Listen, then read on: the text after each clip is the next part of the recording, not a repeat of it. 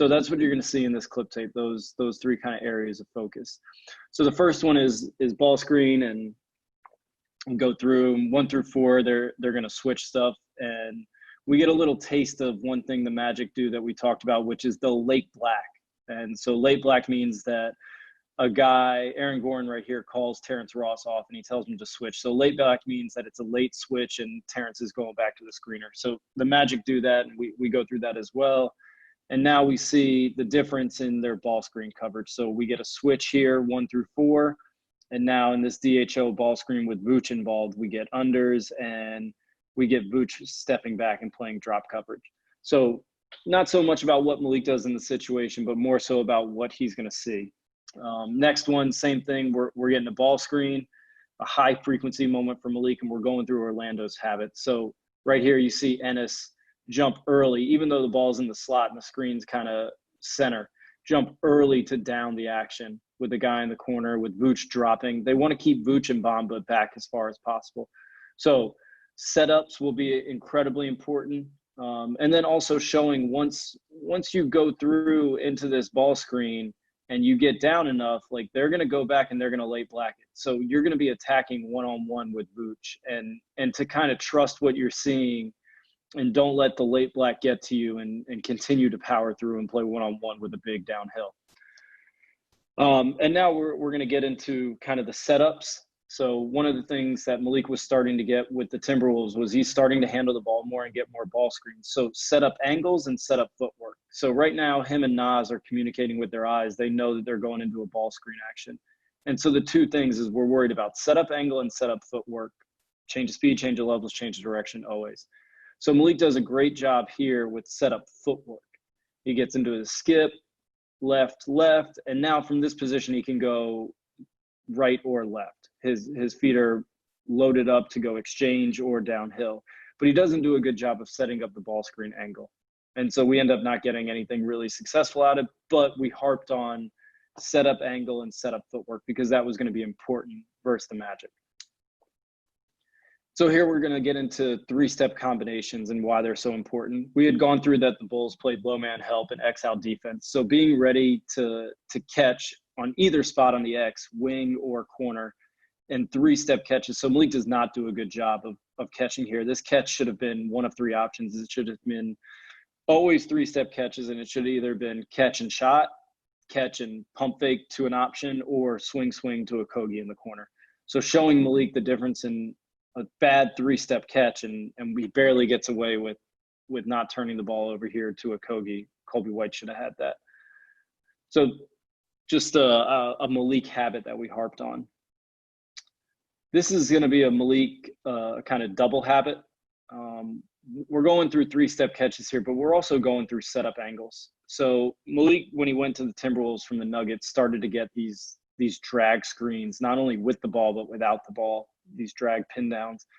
And so shooting this shot from 24, 25 feet on a square angle, like he's about to take here, is very difficult. It takes a ton of power and a ton of torque. And it's not so easy to get that from a square angle. And so we harped on setting up this cut a step or 2 back towards half court. So you're running downhill into the shot instead of a square angle. So we talked about that on the setup. That's why the pause is there. And then the next thing we talk about is we talk about this 3-step catch. So it pauses and power, load, and we miss this rhythm and balance step. That's what we're harping on here. This last step, this rhythm and balance step, Malik doesn't put it down. And so it gets him in trouble in terms of a rush situation, but more so we want to harp on if he does put it down, what are his options going to be? It's probably not going to be shot, but Denzel Valentine doesn't know that. So he's going to continue to run high hip closeout like he is now. And most likely we're going to get a pump fake into 2 options. Either Wendell Carter is going to stay back with Naz Reid or stay back and we're going to get shot, or Wendell Carter is going to step up and Naz Reid is going to be able to play 2-on-1 with Jared Culver versus Colby White. And so Malik doesn't get that rhythm and balance step down, and we end up getting into another dangerous situation, and we let the Bulls off the hook.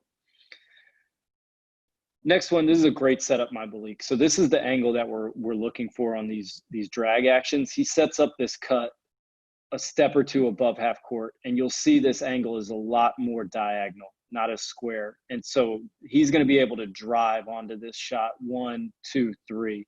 And this is a fantastic shot in rhythm and on balance.